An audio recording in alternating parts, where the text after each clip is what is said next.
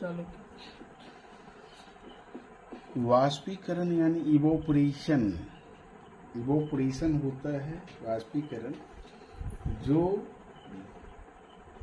क्वथनांक से कम ताप पर द्रव का वाष्प में बदलने की क्रिया को क्या कहते हैं?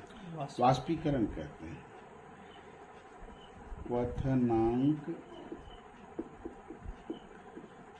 से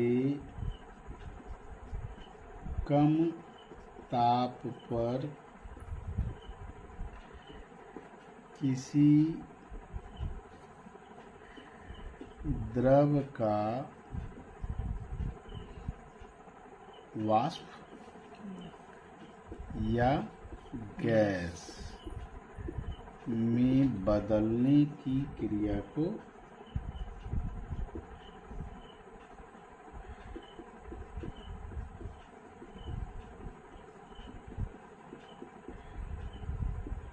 वाष्पीकरण कहते हैं।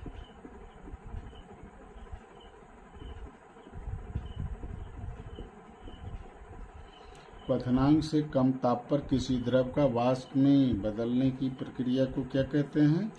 वाष्पीकरण कहते हैं। वाष्पीकरण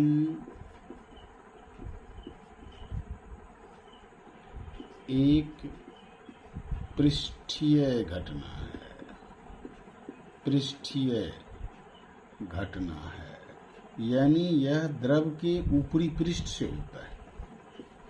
वाष्पीकरण की क्रिया हमेशा द्रव के ऊपरी पृष्ठ से होता है। और वाष्पीकरण से क्या पैदा होता है? वाष्पीकरण से या वाष्पीकरण से शीतलन, ठंडक पैदा होती है। ठंडक पैदा होती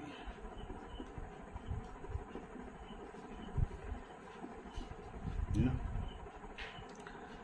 अब ठंडक क्यों पैदा होती है? सो देखिए, जैसे हम लोग पंखा के नीचे बैठते हैं गर्मियों में, तो हमें क्या लगती है? कुछ ठंडक महसूस होती है। इसका कारण यह है कि पंखा के नीचे बैठने से हमारे शरीर का जो पसीना है वो बहुत तेजी से वाष्पित होकर के गैस में बदलता है। जब हम पंखा के नीचे बैठते हैं तो हमारे शरीर के पसीने जो हैं वह बहुत तेजी से वाष्पित होकर के गैस में बदलते हैं, सूखने लगते हैं। और उसके वाष्पन के लिए, वाष्पीकरण के लिए क्या चाहिए? ऊष्मा चाहिए। वह ऊष्मा वह हमारे शरीर से ही अवशोषित करता है। पसीना के वाष्पीकरण के लिए जिस ऊष्मा की जरूरत होती है, वह ऊष्मा किसी बाहर से वो नहीं, बल्कि हमारे शरीर से ही खींच लेता है, और जिससे कि हमारे शरीर का तापमान घटता है, हमें ठंडक महसूस होती है। समझ गए? यानी वाष्पीकरण से शीतलन पैदा होता है, ठंडक पैदा होती है। इसको आप देख सकते हो, जो गर्मी के दिनों में हम लोग सुराही में पानी रखते हैं या मिट्टी के बर्तन जो घड़े हैं उसमें पानी रखते हैं, तो वह ठंडा रहता है। क्यों रहता है ठंडा?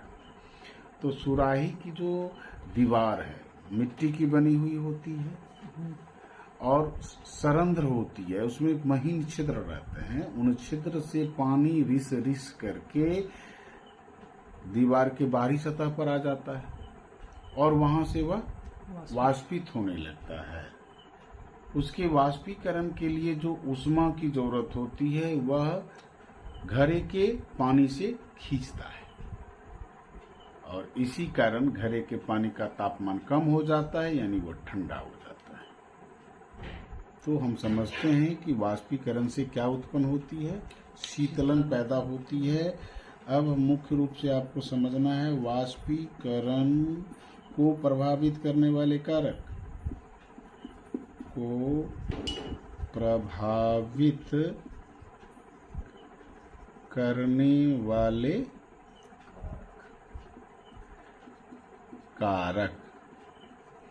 वाष्पीकरण को प्रभावित करने वाले प्रमुख कारक निम्नलिखित हैं।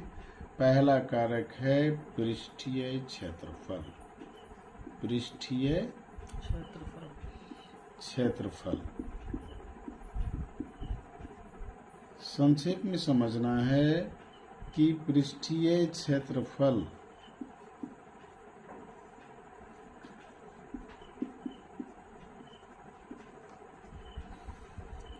में वृद्धि करने पर, पृष्ठीय क्षेत्रफल को बढ़ाने पर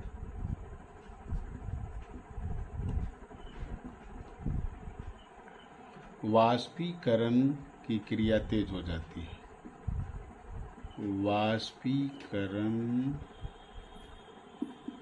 का दर बढ़ जाता है।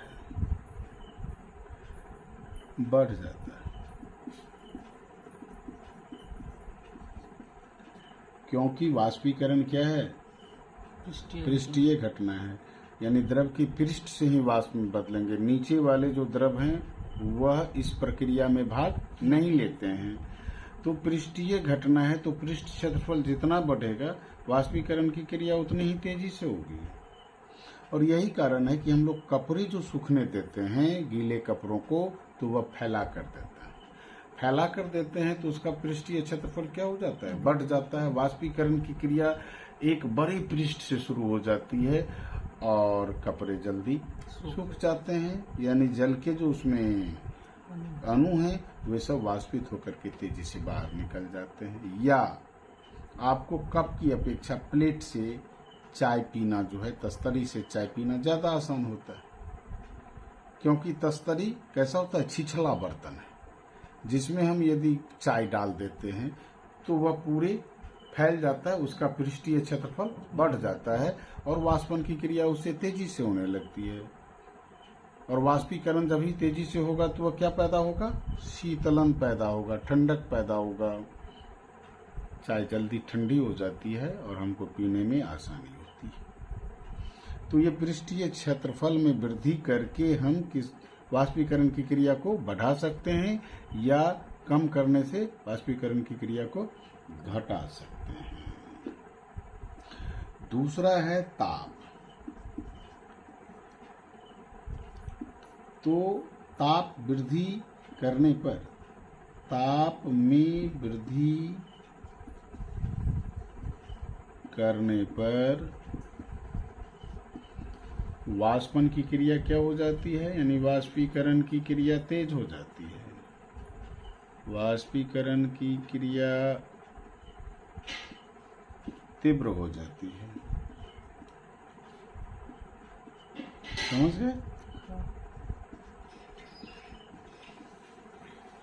ताप में वृद्धि करने पर वाष्पीकरण की क्रिया तीव्र हो जाती है और इसका विलोम भी सत्य होगा।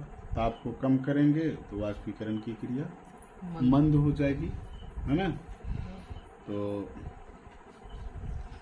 इसका विपरीत भी क्या होगा? विपरीत भी सत्य है।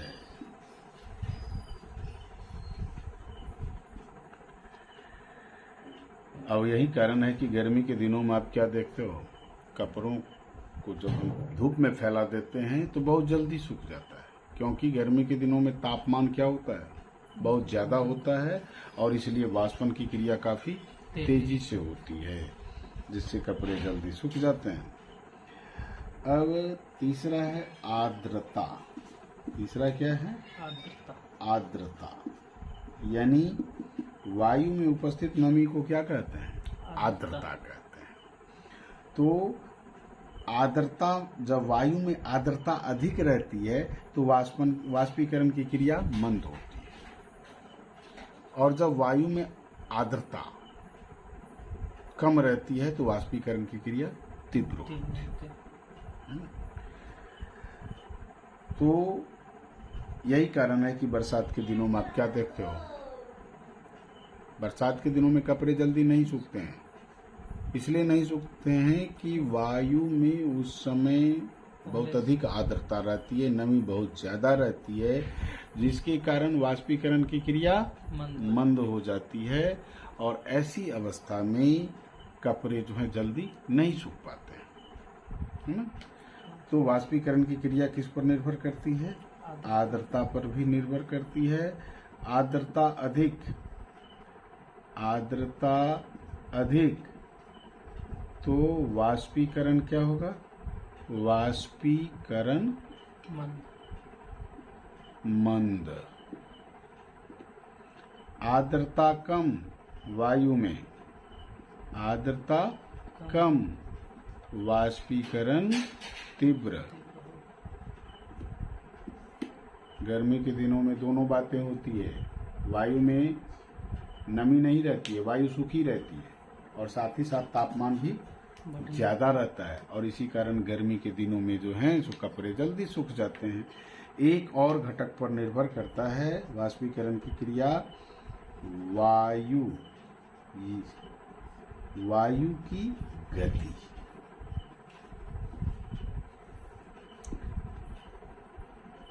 जब हवा तेजी से चलती है, वायु तीव्र गति से बहती है, तो उस समय वाष्पीकरण तेजी से होता